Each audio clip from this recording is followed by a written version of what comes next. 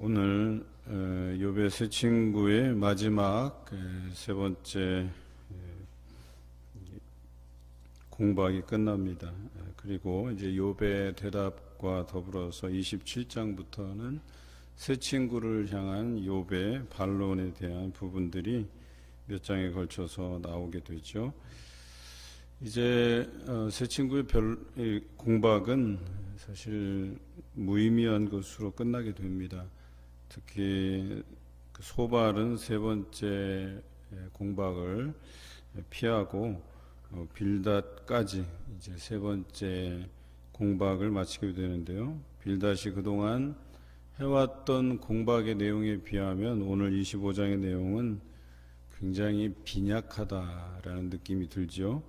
또 그가 앞전에 다른 두 친구들이 욥을 공격했던 그 논리와 다르지 않습니다. 그래서 하나님 앞에서 사람이 어찌 의로울 수 있겠느냐. 그러니까 내가 당한 그 일이 너의 그 의롭지 못한 행위로서 비롯된 것이다. 이렇게 마지막 논박을 하고 있죠. 그리고 마지막으로 구더기 같은 사람, 벌레 같은 인생이랴. 그러니까 욥이 처해 있는 그 상황을 벌레 같은 인생, 구더기 같은 사람 이렇게 딱 정리했어요. 한마디로. 그가 자신의 억울함을 계속해서 하소연하고 있음에도 불구하고 이들은 그를 위로할 생각이 전혀 없다라고 하는 것이죠. 또 차라리 이런 상황에서 이러한 뭐랄까 논리적으로라든지 아니면 심정적으로라든지 욥에게 도움이 될 만한 이야기를 해줬으면 좋겠는데 그런 것도 아니에요.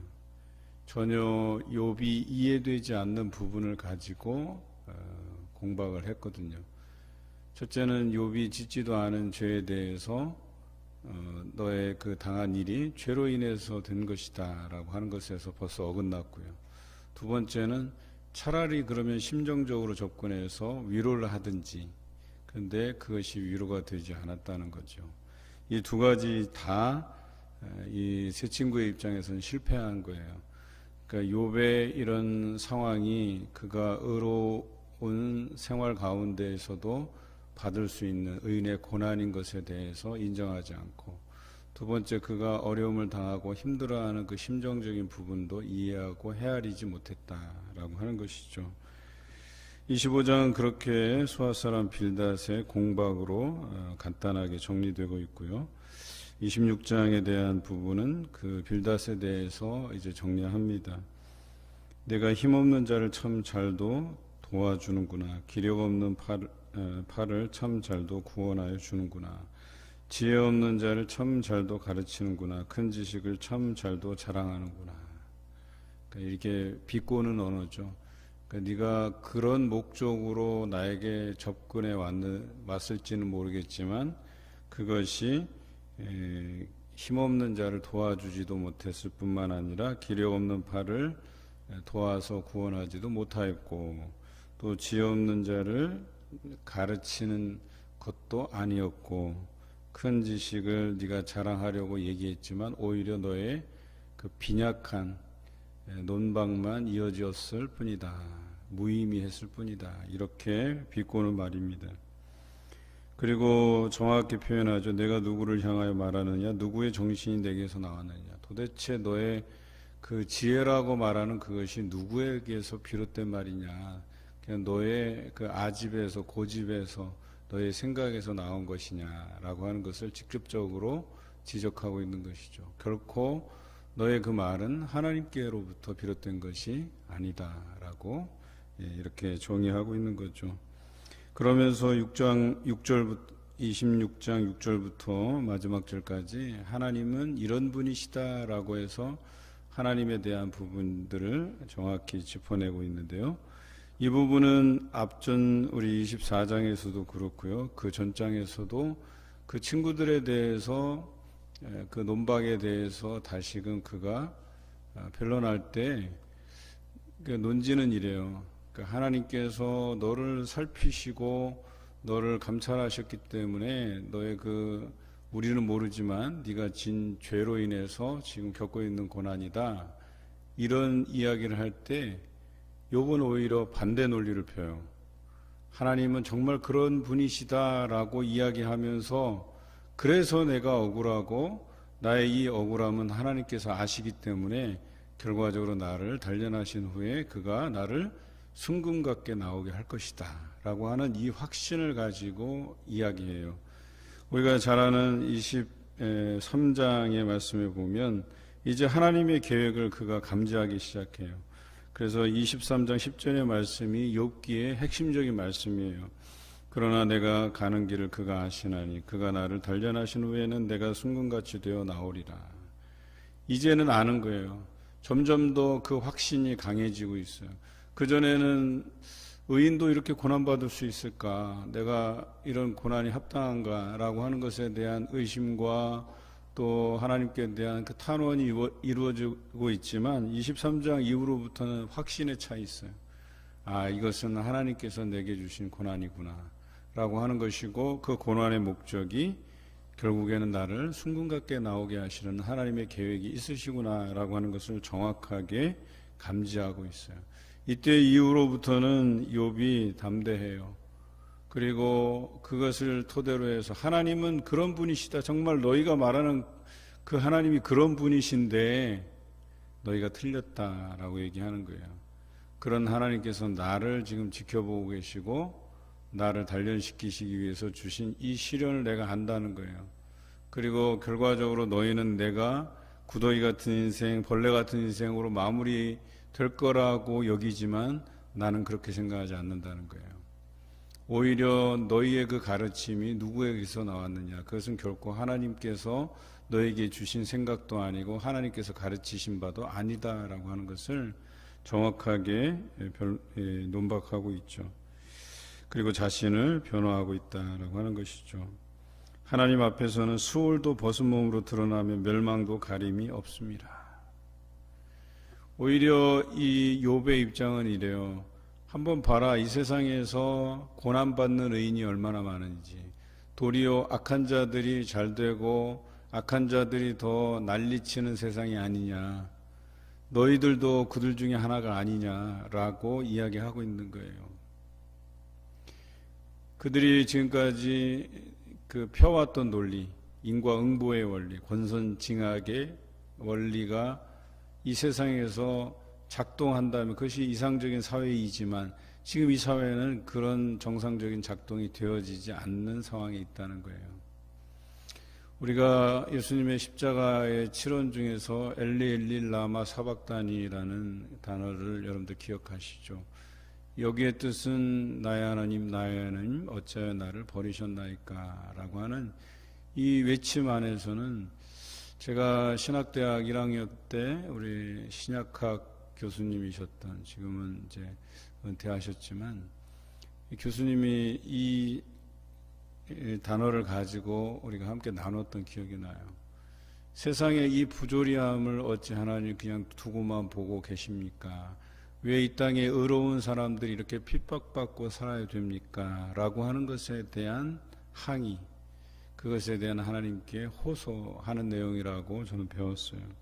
그런데 충분히 그렇다라고 하는 것이죠.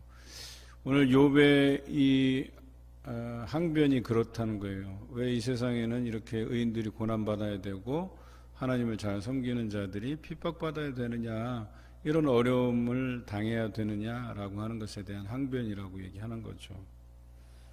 여러분, 우리도 살아가면서 어려움을 겪어요. 또 의인도 어려움을 겪게 되어 있습니다. 그런데 많은 분들이 성경을 오해하고 있어요. 그러니까 성경에서는 일관되게 의인이 받는 고난에 대해서 아주 일관되게 이야기하고 있어요. 의인이 고난을 받지 않는 것이 아니에요. 그런데 많은 사람이 착각해요. 예수 잘 믿으면 고난받지 않는다고. 이런 논리는 여러분들이 이 세 친구의 논리에 넘어가 버린 거죠. 그렇지 않아요. 성경에 보면 예수 믿는 사람이 핍박을 당하고 어려움을 당해요. 의인이 이 땅에서 고난을 당합니다. 또 이 땅은 공중의 권세 잡은 자의 그 권세들이 작용되고 있는 거예요. 이 세상에는. 그러니까 선한 논리가 작동되고 있지 않다는 거예요. 그래서 이 땅을 향해서 예수 그리스도께서 오셔서 뭐예요? 의인은 믿음으로 말미암아 살리라라고 하는 그 이야기를 던져주고 계신 것 아니에요. 본인 스스로도 고난을 당하셨고 제자들도 고난을 당하셨고 예수 그리스도를 믿는 사람들은 이 핍박 안에서 고난 안에서 살아간다라고 하는 것을 너무나도 일관되게 우리에게 이야기해 주고 있어요. 여러분들이 이 땅에서 잘 먹고 호의호식하려고 예수 믿는다? 굉장히 잘못된 거죠. 그럼 예수 믿지 말아야죠. 오히려 예수 믿는 것은 그 고난을 감수하고 그 믿음으로 말미암아 내가 영생을 얻기 위한 그 노력 안에서 살아가는 삶이거든요. 예수 믿는다는 삶이 그거거든요. 근데 그냥 잘 먹고 잘 살고 호의호식하고 그것으로 우리가 예수를 믿는다? 엄청나게 잘못된 생각이죠. 우리는 욥을 통해서 보는 거예요. 우리의 삶의 미래의 모습을 보는 거예요. 우리도 이렇게 고난당할 수 있다는 거죠.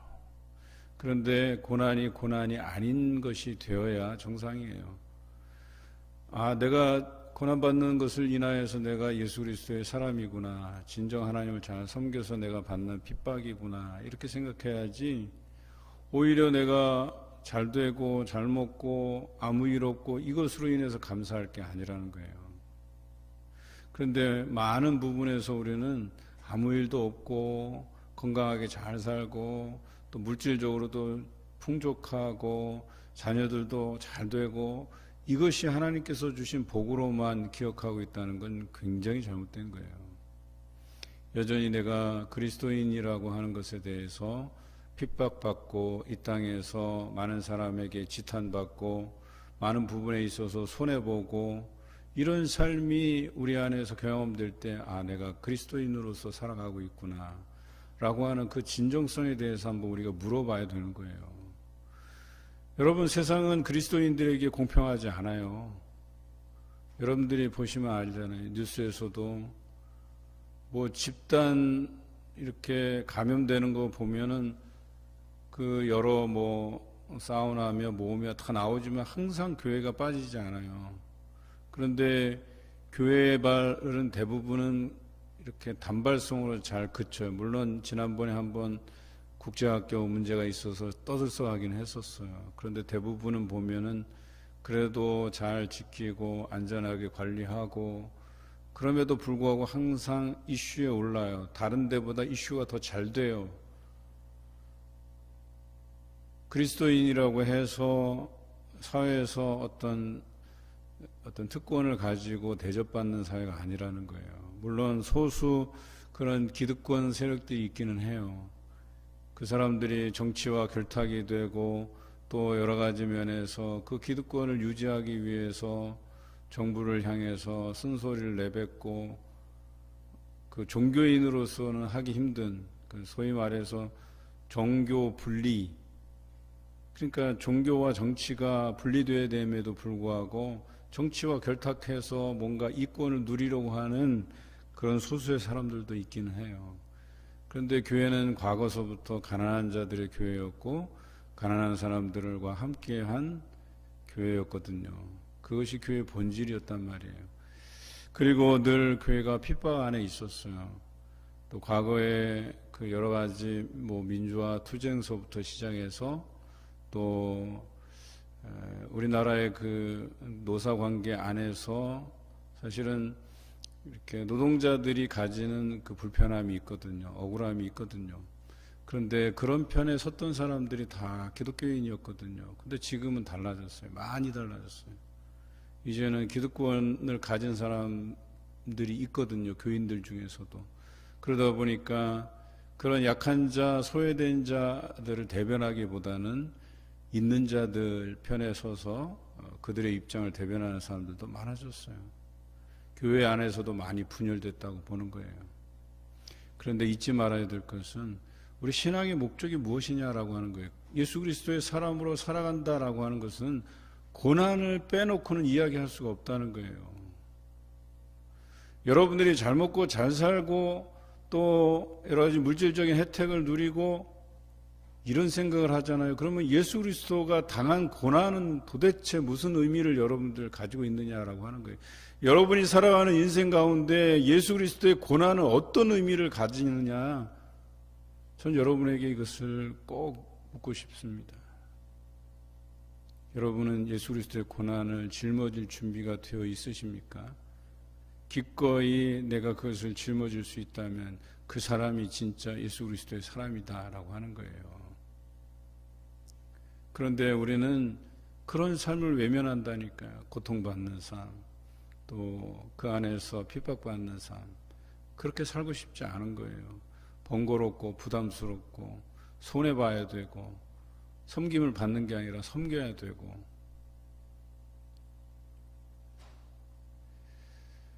우리 스스로가 내가 살아가는 삶의 패턴이 과연 예수 그리스도의 그 십자가를 지는 삶을 우리도 지고 살아가는지, 나를 따르려거든 제 십자가를 지고 나를 따르라고 말씀하셨잖아요. 그런데 그 십자가는 내가 지기 싫고, 그런데 또 그리스도인이라고 하는 이 호칭은 받고 싶고, 이게 같이 갈 수 있는 게 아니에요. 이 고난은 예수 그리스도의 사람이라면 늘 지고 가는 거예요. 같이 가는 거예요, 이게.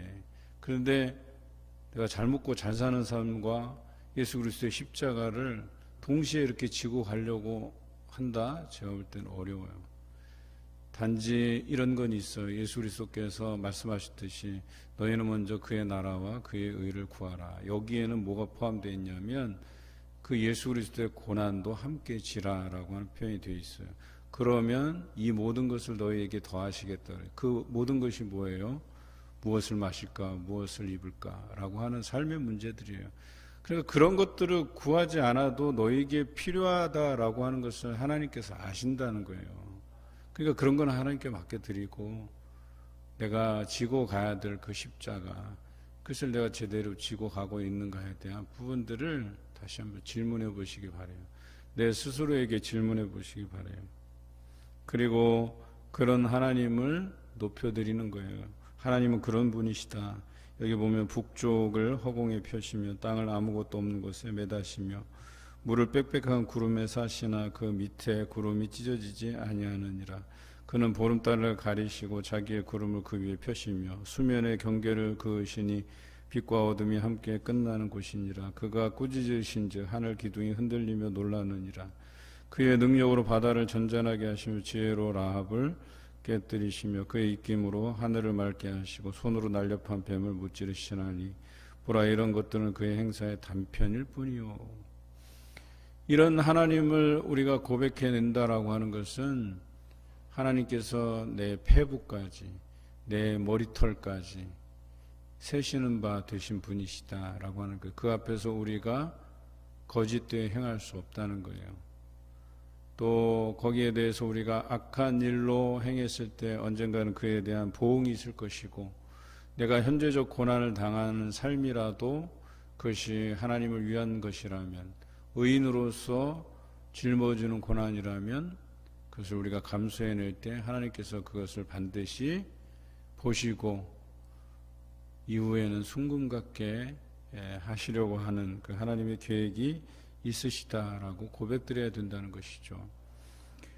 결과적으로 욥의 이 대답은 하나님을 높여드릴 뿐만 아니라 새 친구의 그 어리석음이 드러날 것에 대한 이런 암시적인 표현이기도 해요. 그리고 결국에는 그 새 친구의 어리석음이 우리 욥기 뒤편에 기록되어 있습니다. 그리고 욥이 기대한 바와 같이 하나님의 그 섭리를 이해하고 결과적으로 회복되는 역사를 그가 경험하게 되죠.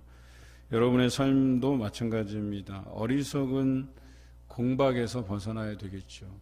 내가 다 안다고 생각하는 그 삶에서 벗어나야 돼요. 우리가 얼마나 어리석은지, 얼마나 지혜가 없는지에 대해서 우리는 스스로 깨달아야 될 필요가 있어요. 성경에는 율법이 그 죄를 깨닫게 한다, 몽학 선생의 역할을 한다라고 성경을 기록하고 있죠.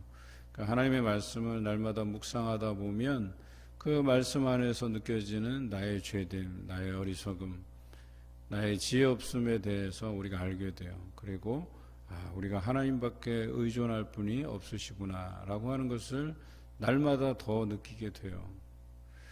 그런 얘기 있잖아요. 사람이 책을 많이 읽다 보면 자기가 부족하다는 걸 더 많이 알게 된다잖아요. 내가 지혜 없음을 더 느끼게 된다잖아요. 그런데 책 한 권 읽은 사람이 무식하고 자기가 다 안다고 생각하고 교만해진다고 하잖아요. 성경도 마찬가지예요. 열심히 읽지도 않으면서 어디서 들은 풍월로 내가 다 안다고 생각하는 거예요. 야, 이거 성경은 딱 세 가지로 정의돼. 해갖고 딱딱딱 세 가지. 여러분, 그것으로 성경을 다 안다고 이야기하기에는 우리가 너무나도 부족하죠. 오히려 말씀을 읽으면 읽어갈수록 내가 몰랐던 말씀들이 새록새록 떠오르게 되고 나의 부족함이 드러나고 나의 죄됨이 드러나고 하나님 앞에 회개하는 삶이 일어나고 또 그 부족함으로 인해서 하나님을 전적으로 신뢰할 수밖에 없고, 지금까지 나의 언사들을 한번 생각해 보세요. 나는 의미 없이 내뱉는 말들이 아니었는지, 나를 드러내려고 내뱉는 말들이 아니었는지, 내 자랑하려고, 나 여기에 관심 있어, 나만큼 여기에 관심 있는 사람이 어디 있어? 라고 해서 내뱉는 말들이 아니었는지, 그것이 여러 사람을 곤란하게 하고 피곤하게 하고. 여러분, 우리가 말하는 것은요, 사람에게 하는 것이기도 하지만 그것은 하나님 앞에 행하는 것이기도 해요. 그래서 생각해야 되는 거예요. 고민해야 되는 거예요. 그 사람을 향해서 저주의 말을 선포하는 그 순간에 그것이 하나님 앞에서도 해당되는 거예요. 우리가 저 사람이 밉다 해서 저주의 선언들을 하잖아요. 그러면 하나님은 안 계시겠지? 이 저주의 언어들은 하나님께서는 안 들으시겠지? 라는 전제하에서 막 해대는 거예요. 그런데 하나님이 존재하시지 않는 분이신가요? 여러분들이 하는 그 저주의 언어들을 못 들으시는 분이신가요? 그런데 우리는 마치 이런 이야기들, 우리의 잘못된 행동들을 하나님 앞에서 하나님이 안 계신 양 한다니까요. 이 욥의 세 친구가 그러했어요. 마치 하나님이 안 계신 양 얘기하는 거예요. 자신이 전지전능한 것처럼 얘기하는 거예요. 자신이 이 시대의 참 지혜자인 것처럼 얘기하는 거예요. 그런데 어때요? 하나님 앞에 그들의 거짓됨이 낱낱이 이제 드러날 겁니다.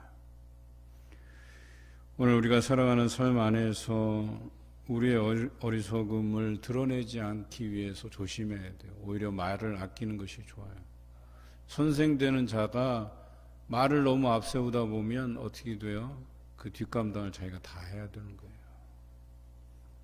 우리는 하나님 앞에 우리 스스로를 내어 맡기고 또 말씀에 우리 자신들을 스스로 비추어 보아서 우리의 어리석음과 우리의 부족함을 날마다 하나님 앞에 고백해내야 하는 존재들이에요.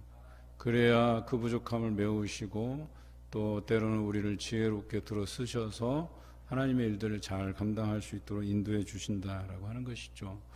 오늘 여러분들이 하나님께 여러분의 삶을 맡길 때에 하나님께서 근심이 없도록 이끌어 주시며 또 우리에게 당하는 고난이 있더라도 믿음으로 잘 견디게 해 주실 줄로 믿습니다.